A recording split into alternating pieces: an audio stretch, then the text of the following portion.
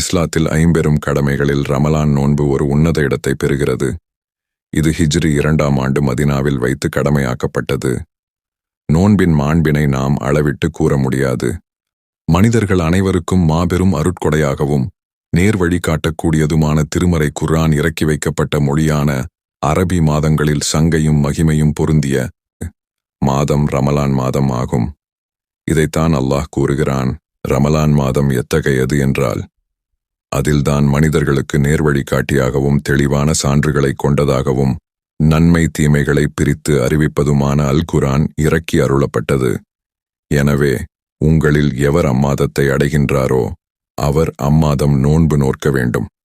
அண்ணன் நபி ஸல்லல்லாஹு அலைஹி வஸல்லம் அவர்கள் கூறினார்கள், ரமலானின் சிறப்பை என் சமுதாயத்தில் உள்ளவர்கள் முழுமையாக அறிந்தால் வருடம் முழுவதுமே ரமலானாகவே இருக்க பிரியப்படுவார்கள். ஏனெனில் ரமலான் மாதத்தில் செய்கின்ற நல்ல அமல்களுக்கு கிடைக்கின்ற நற்கூலியை அளவிட முடியாது. அம்மாதத்தில் செய்யும் நல்ல அமல்கள் அனைத்தும் இறைவனால் ஏற்றுக்கொள்ளப்படும். பிரார்த்தனைகள் அங்கீகரிக்கப்படும். பாவங்கள் மன்னிக்கப்படும். அவர்களுக்கு சொர்க்கமும் தயாரிக்கப்படுகிறது. அறிவிப்பவர் இப்னு அப்பாஸ் ரலியல்லாஹு அவர்கள்.